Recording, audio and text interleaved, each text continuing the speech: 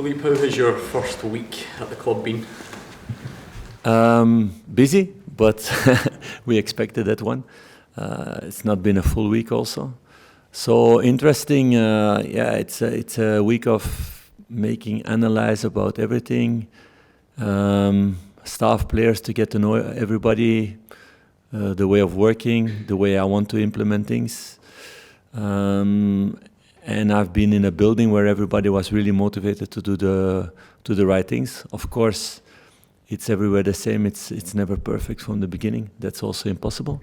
But I see the good intentions in staff, with the players, and also now the last 2 days internationals are back, so that's also a difference. And I'm looking forward to tomorrow to see the first game and to see the little seeds that we planted this week, to see how fast they will grow. What have you learned about your players, and was there a low confidence amongst the group when you came in, given the start to the season? I learned a lot, but not for your eyes or ears. No, it's important now. I see a lot of good things here, but I see a lot of things that we all together can make better, and we need to focus on that now. To do the things that were not so good before, to make them better. I saw good things in the training in that way. I know a game is different. There's another atmosphere, another tension than in training sessions. So I don't expect the perfect game tomorrow. I expect there will be things that go wrong, but it's important how you react at the moment, and that they're open to learn, to become better. That I've seen the last couple of days, and it's now continuing this story the next weeks and the next months to make it better and better. How much change can you realistically implement from taking the job on Sunday and having a game on Saturday? Should fans expect to see differences? I hope so. They see differences, but I'm not Harry Potter with the magic stick, who can change everything suddenly. No, it doesn't work that way. So that's the tough balance now coming in during a season, and it's not the first time. It was in Genk the same. It was in Monaco the same. When you come in during a season, you need to make first a good analyze what can be better and what is good also, and then to make prioritization, that you look what is the most important things now this week to make better. And then next week, and next week, and next week. Because if I try to do everything at one moment, then I kill the players. And you don't have anything anymore. So it needs to be step by step. It's the only way. I'm somebody who stays calm. I know the way to go, but I want to go fast also. And it depends how fast players react, how fast players understand also things. Because it can be that you need to explain some things only one time and other things 10 times before they understand and they know why to do it and how to do it.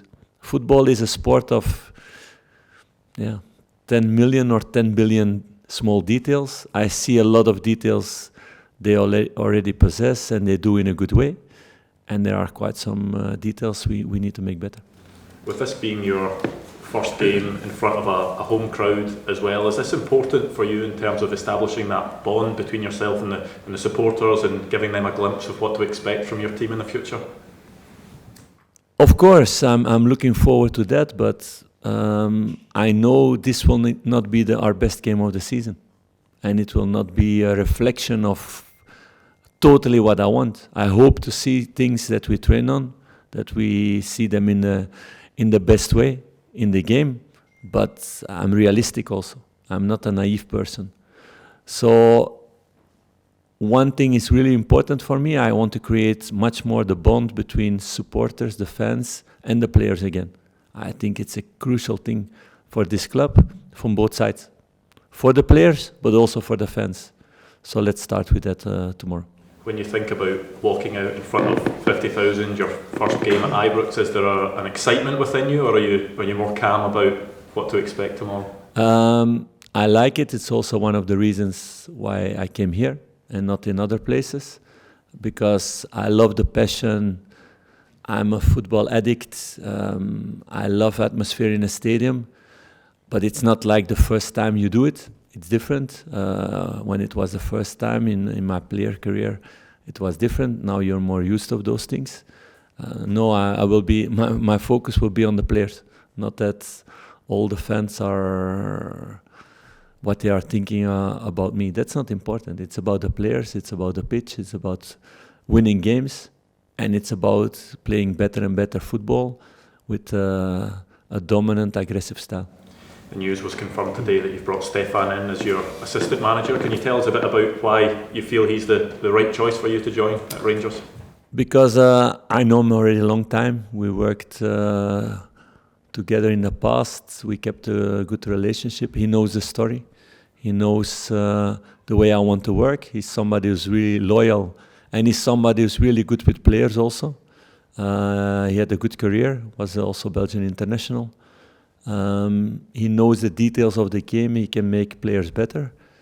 And he's somebody who's also really good working with other people. And it's something really important in a staff for assistant managers that they can work really well together. It's not a one-to-one business and you do only your own job. No, I want to create a team around the team who's the best, who's even better than the team itself. You said your squad for Philippe, are any of the players who were injured before the break, are they back and available? Todd Cantwell will be back. Jack Ryan will be back, but with not playing 90 minutes. It's also one important thing that you guys need to know. I always work in a really good way together with medical staff. I'm really on top of that. So in the beginning, all medical staffs, they are a little bit surprised because I want to know all the details. I want to discuss about all the things. I want to work also more individualized with the players towards what they do in the week physically to make them ready for the games, not only for the next game, but for the next couple of months, because I want to create the strongest physical team in the league. So you need to align things. That's everywhere the same. So if they say they cannot play 90 minutes, I will take that in account and I will not break that. Is that something that you have to improve on? Because both Michael Beale and before that Giovanni van Bronckhorst, they suffered with lots of players being out injured at the one time. Is that something you're keen to improve on? Yeah, of course. I have here a list with all the players who are not available for the moment, 90 minutes, so it's too much. You're not happy like that as a manager because you want all the players to be fit. It's also one part of our job to keep everybody fit or as much as possible. It stays a contact sport, so things can happen. But in all the places that I worked, there were always not many injuries, and the availability was above 90%. So that's also one of the things we want to improve next couple of months. Yes. How far away is Danilo? We see him training with the mask on. Is he fit to play soon? Yeah, he's adapting. It's his first moment in a game. With the mask, it's always different. Every player reacts in a different way, but you see every day he gets more confidence with it. Is he available this weekend? Probably we're gonna need him to be available this weekend because we have too many offensive players missing for the moment. Can you outline who is unavailable? For the moment, unavailable is Tom Lawrence. Rabi Motondo is also unavailable. Kemar Roof is not available for 90 minutes. Todd Cantwell is also not available for 90 minutes. So those are already a lot of players that you cannot put from the beginning of the game, or you need to change them after a while. When would you expect Todd Cantwell to be available? We will see. He made a good week now, good adaptation after the injury, and it's now step by step increasing his physical ability and his robustness. You said you want to make small changes. If players that are struggling with form or confidence, in your management style, do you say the way to build that back is to play them and try and get the confidence back? It depends individual by individual. I need to first put a team who wins the game. That's clear. So, of course, there need to be more confidence, but it has to do also with having a clear structure and clear ideas what we have to do with and without ball. And we worked on that last couple of days, not much. So it's 2 days now that all the players were back. So that's not so much time to change immediately, directly, total style of playing football. That's impossible. Under the previous manager, there was a criticism that the team didn't have an identity. What would be your team's identity once you have it fully established? Like I said this week, dominant football, changing of positions, chances, but out of a clear structure to avoid the transitions. Philippe, can I ask you about your attitude towards social media and your players being on social media? I ask in the context of Todd Cantwell and an ongoing argument he has at the moment with one of the pundits in Scotland. Are you aware of that? To be honest, it's been a very busy week. I didn't have time to look at social media, not even mine. So somebody is doing it for me, my social media. Of course, I check if he puts something or he posts something, but I'm not looking about the reactions or all those things. Generally speaking, are you okay with your players being on social media? I think it's part of the world of today. It's part of this generation. But they need to know how to use it and what to do with it and not to be influenced by it. So if you say there are problems about that, that's another point I can put on my list to make better for the next couple of weeks and months. Philippe, you said earlier that there's too many injuries, you get injuries during games. Are you wanting to change the training setup here to try and help with that? Yeah, of course. That's also one of the stories that's important, yeah. In what way? I cannot go too much in detail with that, but in the way we're going to train, the length of the training, what you do in the training, what people are doing, what the staff is doing. There's a lot of things we can do in a different way, I think. So just on that, do you think that perhaps in some situations the way they previously trained has affected their physical shape just now? No, I'm not saying that because I was not here. And I don't care, to be honest, because you can hear now stories that people tell.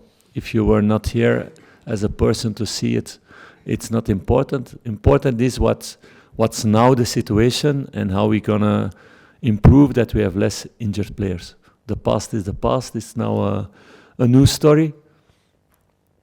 I know really well how I want to work. I want to work more individual on the physical level with players because that's the modern game. We're going to train a lot collective, but in these collective trainings, the players going to have more individual targets physically.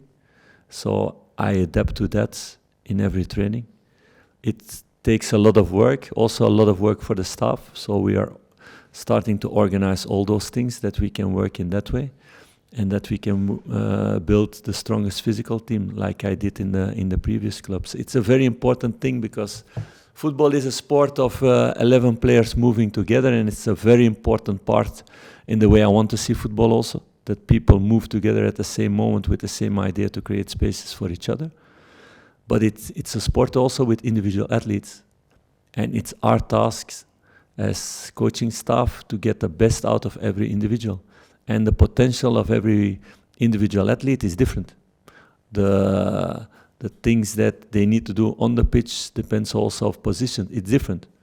If you train the same way with a central defender as with a fullback, it's crazy. They need to do different things on the pitch with the ball and physically.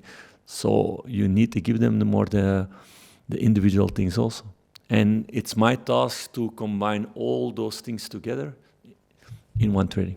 Last question, please. Philippe, you said on Tuesday that you sensed maybe that you didn't want your team to play with fear, you want to be dominant. Do you think the players have been doing that, maybe playing within themselves, and would you like to see them take more risk and be braver going forward? Yeah, but it's not risk to do stupid things, huh? It's not that. It's not to dribble in our own box or to give lateral passes on our own half. It's not about that. No, it's about being brave. It's about doing actions, playing forwards, not thinking, we keep the ball and now we're safe. I don't take a risk now. I don't lose a ball, so nobody will boo at me. It's more about that. It's about giving this ball forwards, also to make runs without ball, without being afraid. If I make this run, I'm not in time back. But to do that, you need to create first a structure for the team. So we made the first steps in that way, that we want to make clear, if we attack in a certain way, what are the positions of everybody at that moment. And like this, we can develop this week by week. So it's an interesting journey.